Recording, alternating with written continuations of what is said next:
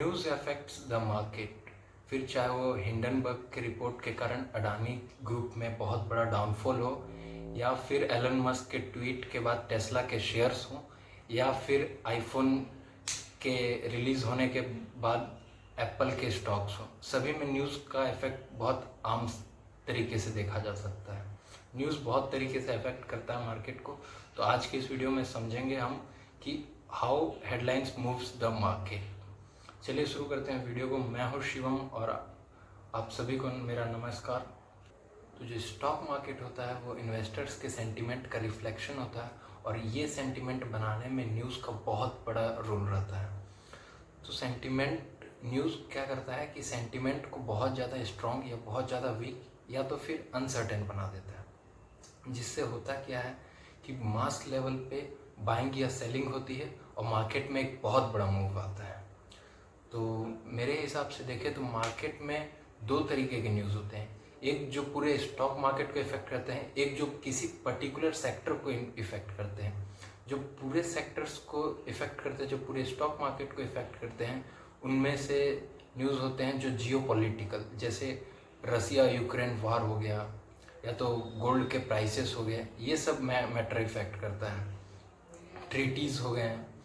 और पूरे stock market को जैसे पॉलिटिकल न्यूज़ हो गए, इंडिया में कोई गवर्नमेंट की न्यू पॉलिसीज़ आई, वो इफ़ेक्ट करती है बहुत ज़्यादा पूरे मार्केट को।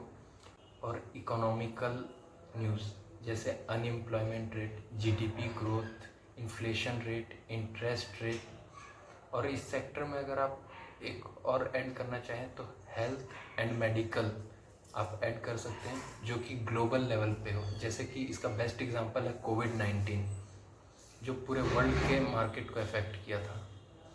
ये सब मार्केट को डायरेक्ट इफ़ेक्ट करते हैं और बिजनेसेस को, इसलिए इन सभी फैक्टर्स और न्यूज़ पे मार्केट बहुत जल्दी और बहुत जगह के मार्केट एक साथ रिएक्ट करते हैं।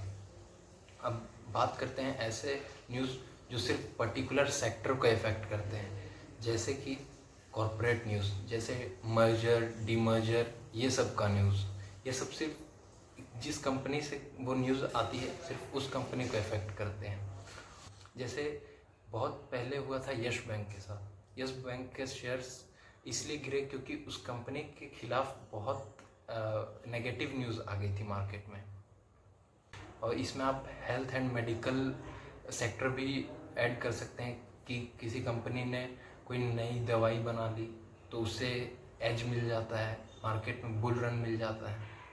और इसमें इन्वायरमेंटल न्यूज़ हो गया, जैसे अगर आज किसी इंटरनेशनल ऑर्गेनाइजेशन ने ये बोल दिया कि ग्लोबली कार्बन बहुत ज़्यादा बढ़ रहा है, तो पेट्रोल व्हीकल बनाने वाली कंपनियों के शेयर्स गिरेंगे। न्यूज़ बेसिकली 3 टाइप के होते हैं, पॉजिटिव, नेगेटिव और अनसर्टेन। तो पॉजिटिव न्यूज़ वो होता है जो कंपनी के लिए अच्छा होता है, और नेगेटिव वो होता है जिससे आपको पता है कि ये कंपनी का ख़राब होने वाला है या अर्निंग डाउन जाने वाली है।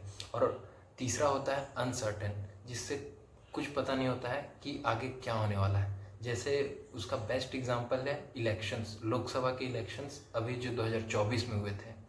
और वैसे और एग्जांपल्स हैं, 2020 में हुआ यूएस का प्रेसिडेंशियल इलेक्शन, उसमें भी कोई चांस नहीं था कि क्या होगा मार्केट में, अनसर्टेनिटी बनी होती है वैसे टाइम पे। अब बात करते हैं न्यूज़ और स्कैम्स की। तो ऐसा नहीं है कि सिर्फ न्यूज़ से प्रॉफिट और लॉस होता है, न्यूज़ से बहुत सारे स्कैम भी होते हैं। कैसे स्कैम होते हैं? तो किसी पीआर कंपनी के द्वारा, मीडिया चैनल्स के द्वारा कंपनी का फेक प्रमोशन करके उस कंपनी के शेयर पंप किए जाते हैं और फिर उसे डंप कर दिया जाता है। वैसे ही कंपनी के अर्निंग रिपोर्ट्स को अच्छा बनाकर, अच्छा दिखाकर न्यूज़ चैनलों पे उसे बेचा जाता है और फाइनेंशियल फ्रॉड किया जाता है। वैसे ही और इनसाइडर ट्रेडिंग की जाती है न्यूज़ के बेसिस पे। तो ये सब टोटली इलीगल है और स्कैम को बढ़ावा देता है। तो इन सब चीज़ों से आप भी बचिए और सभी को बचाने के लिए जागरूक भी कीजिए। और कभी आप इस तरीके के स्कैम में फंसें तो कमेंट डाउन भी कीजिए। अब बात करते हैं टिप्स फॉर द इन्वेस्टर। तो सबसे पहला टिप है कि आप भरोसे वाली जगह से न्यूज़ को लें।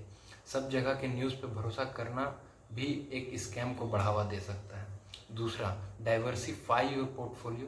थर्ड, कि आप अपने इन्वेस्टमेंट में गोल्ड को ऐड कीजिए। चौथा टिप ये हो सकता है कि आप लॉन्ग टर्म पे फोकस करें। एंड पांचवा, आप इंडिया विक्स को देखते रहें, उससे पता चलता है कि मार्केट में अनसर्टेनिटी कितना है। नॉर्मली 12-13 का होता है India VIX. So this is how headline moves the market. This is Yom Sahu signing off.